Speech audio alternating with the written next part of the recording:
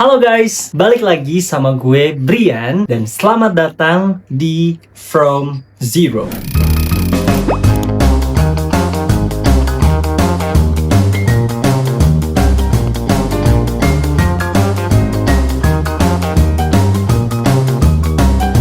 Gimana kabarnya kawan-kawan? Semoga kalian semua berada dalam kondisi yang sehat dan bahagia ya teman-teman. Anyway, sesuai dengan janji gue di video sebelumnya dan di video selanjutnya, gue akan bahas tentang kesalahan terbesar gue pas belajar bahasa Inggris. Yup, dan hari ini gue akan bahas tentang kesalahan-kesalahan terbesar gue ketika belajar bahasa Inggris yang udah gue rangkum ke dalam 10 poin. Dan mungkin hal-hal yang gue pernah lakukan ini juga pernah kalian lakuin ketika kalian belajar bahasa Inggris. So, without any further ado, langsung aja kita bahas satu persatu. Yang pertama, nunggu jago dulu baru berani ngomong. Hal ini sebenarnya bisa terjadi karena ada suatu trigger yang gue alamin ketika gue masih duduk di kelas 1 SMP. What are we in junior high school? Like, what the hell? What is this? Jadi singkatnya, gue dulu tuh pernah ikut suatu komunitas gitu kayak English Club. Dan pesertanya tuh anak-anak yang seumuran sama gue pada waktu itu. Yang ngajarin itu guru bahasa Inggris. Sebenarnya tuh nggak ada yang salah sama gurunya, tapi ada satu kejadian yang bener-bener bikin gue tuh trauma untuk ngomong pakai bahasa Inggris. Jadi saat itu pertemuan pertama, kita disuruh untuk perkenalan di depan ruangan itu satu persatu menggunakan bahasa Inggris. Dan anak-anak lain tuh perkenalannya kayak udah lancar dan jago banget bahasa Inggrisnya. Dan tibalah waktunya gua maju untuk perkenalan dan bener banget, kacau. Gue ngeblank dan gue masih nol banget untuk punya keberanian ngomong di depan orang. Ditambah ini harus pakai bahasa Inggris. Jadi pada saat itu benar-benar buyar dan gue mencoba sih untuk tetap perkenalan pakai bahasa Inggris, tapi kedengarannya justru malah jadi kayak aneh banget. Dan alhasil orang-orang yang ada di ruangan itu semuanya ketawa, menertawakan gue gitu. Dan detik itu juga gue benar-benar malu dan kehilangan rasa kepercayaan diri gue. Instantly losing my confidence. Dan karena kejadian itu, pola pikir gue nih mulai kebentuk secara nggak sehat. Gue berpikir kalau gue tuh harus jago dulu bahasa Inggrisnya, baru boleh ngomong pakai bahasa Inggris. Supaya gue nggak diketawain lagi dan nggak akan ngerasa malu lagi. Dan mindset itu terus bertahan di diri gue selama bertahun-tahun. Sampai tiba di situasi di mana gue harus berkomunikasi dengan orang lain menggunakan bahasa Inggris. Dan itu terjadi bertahun-tahun kemudian setelah gue udah bekerja. Dan ternyata responnya tuh bener-bener beda. Ternyata salah ketika ngomong pakai bahasa Inggris, kedengeran grogi pas lagi ngomong. Itu tuh nggak apa-apa banget selama isi dan makna dari pesannya itu bisa tersampaikan ke lawan bicara dan mereka bisa ngerti apa yang kita maksud gitu ketika kita ngomong pakai bahasa Inggris. Dan dari momen itu akhirnya gue sadar ternyata gue tuh nggak perlu jago dulu untuk boleh ngomong pakai bahasa Inggris. Justru semakin sering gue ucapin dan semakin sering gue pakai, gue jadi semakin percaya diri dan kosakata gue juga semakin bertambah. Dari sini gue ngambil kesimpulan kalau jago itu nggak akan pernah datang kalau lo nggak mencoba untuk mulai. Dulu emang gue sempat mikir kalau gue harus perfect di segala aspeknya dulu baru boleh ngomong pakai bahasa Inggris. Padahal semua itu tuh hasil, bukan syarat. Dan ternyata ngomong bahasa Inggris itu tuh bukan reward yang kita dapat karena kita udah jago, tapi itu justru adalah alat yang bisa kita pakai supaya kita makin jago. Yang kedua, takut salah grammar.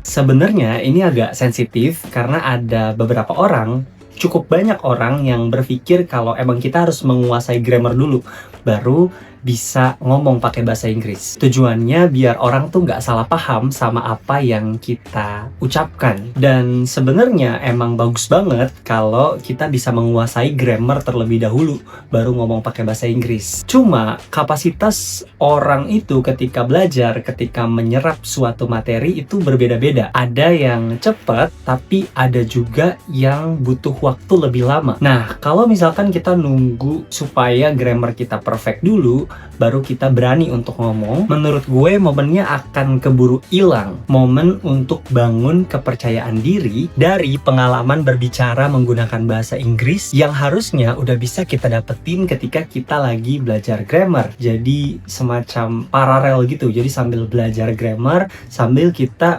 berani aja untuk ngomong. Maksud gue di sini bukannya kita nggak harus belajar grammar, tetap lu asah, tapi jangan jadiin grammar itu suatu alasan supaya lu stop dulu untuk ngomongnya. Berfokus dulu ke grammar, baru kalau gue udah jago, gue baru berani untuk ngomong. Jangan ya guys. Prinsip yang gue pegang saat ini adalah selama orang yang gue ajak ngomong itu paham dan dapet pesan yang gue sampaikan ke mereka, berarti grammar gue udah cukup. Dan kalaupun di tengah jalan nanti gue ngelakuin suatu kesalahan, gue bisa tetap jalan sembari memperbaiki si kesalahan tersebut, dibanding gue cuma diem dan berfokus ke belajar grammar aja terus. Tapi akhirnya gue nggak dapet pengalaman untuk ngomong pakai bahasa Inggris dengan orang lain, yang mana ketika kita mempraktekannya bisa jadi kita dapat feedback hal-hal apa aja yang bisa kita perbaiki. Nah, sekarang gue tanya sama lo, udah berapa banyak kalimat dalam bahasa Inggris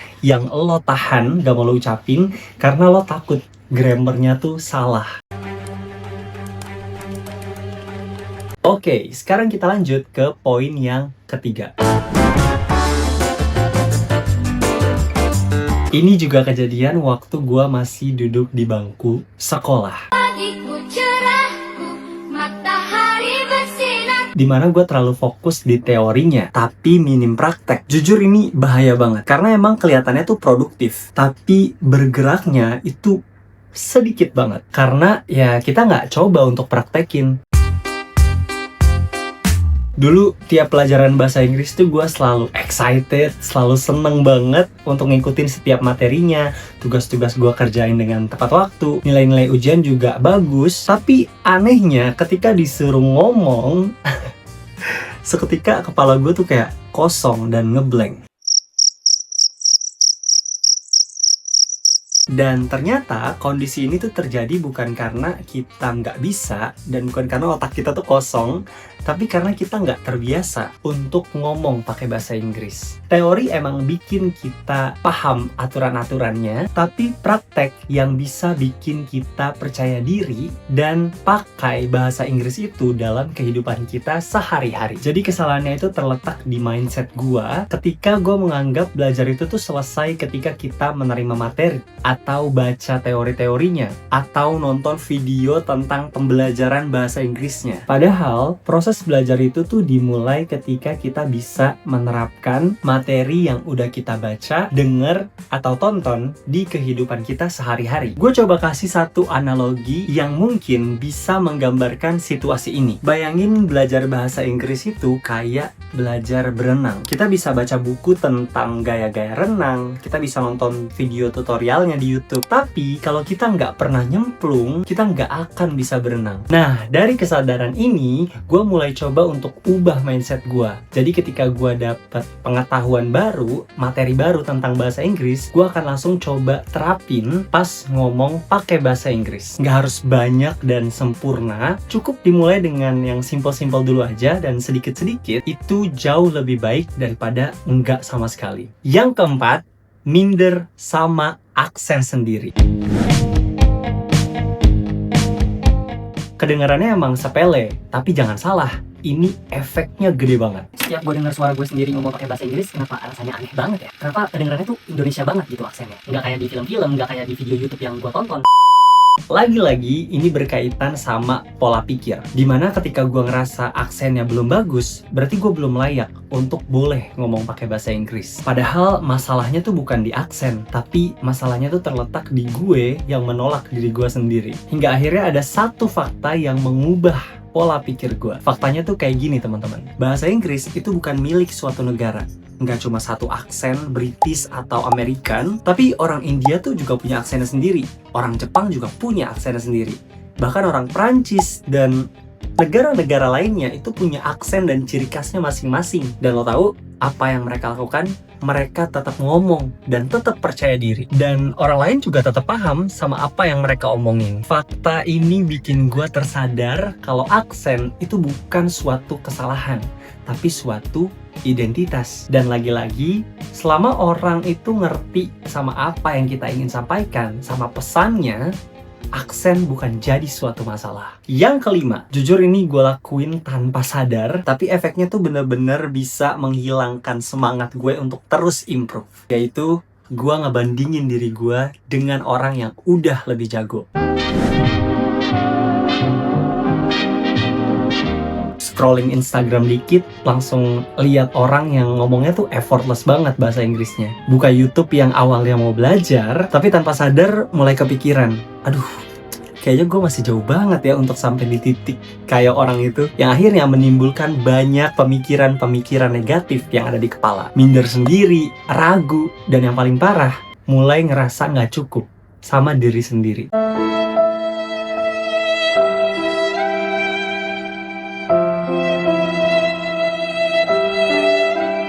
Sampai di satu momen, gue bener-bener ngerasa capek banget harus seperti ini. Kenapa gue berpikiran seperti ini? Yang bahkan gak kasih manfaat apapun gitu terhadap diri gue. Akhirnya gue coba cari tahu letak permasalahannya itu ada di mana. Dan gue menemukan bahwa ternyata gue tuh ngebandingin proses gue yang lagi gue jalanin sama hasil dari orang lain. Ya tentu aja nggak apple to apple. Gue coba bilang sama diri gue sendiri, kalau orang yang udah sejago itu dan secas-cis itu bahasa Inggrisnya, pasti awalnya juga pernah ngerasain kesulitan, bingung sama grammarnya, mungkin pernah ngerasa malu juga sama aksennya sendiri, atau bahkan mungkin dia pernah diketawain juga sama banyak orang. Cuma bedanya ketika di fase itu mungkin video dia belum lewat di beranda gue, atau bahkan mungkin dia belum upload prosesnya. Jadi sejak saat itu gue coba ganti pembandingnya, nggak sama orang lain yang udah jauh lebih jago, tapi gue ngebandingin diri gue dengan versi diri gue sendiri di hari kemarin. Gue jadi lebih sering nanya sama diri sendiri, gue lebih berani dari bulan lalu nggak ya? Atau minggu lalu gue udah bisa 2 kalimat,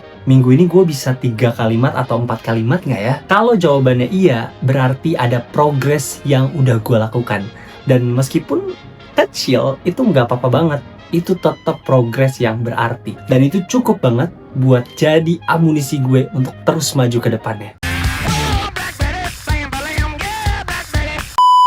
Nah, itu dia teman-teman bagian pertama dari 10 kesalahan terbesar gue ketika belajar bahasa Inggris. Tujuan adanya video ini bukan buat ngitung-ngitungin kesalahan yang udah gue lakuin, tapi supaya tahu dan sadar bahwa ada hal-hal yang perlu kita perbaiki untuk kita bisa jadi lebih baik ke depannya. So, thank you banget untuk kalian, teman-teman semua yang udah nonton video ini sampai habis. Seperti biasa, kalau kalian suka sama video ini, jangan lupa di-like. Dan kalau kalian ngerasa video ini bermanfaat, jangan lupa juga untuk di-share ke teman-teman kalian. Dan jangan lupa untuk subscribe juga channel ini, dan nyalain notifikasinya supaya kalian gak ketinggalan kalau gue upload video-video selanjutnya. Dan minggu depan, kita akan langsung lanjut ke 5 poin lanjutan dari 10 poin kesalahan terbesar gue ketika belajar pakai bahasa Inggris. So sekali lagi thank you so much teman-teman udah nonton video ini, and I'll see you soon in the next video. Bye bye.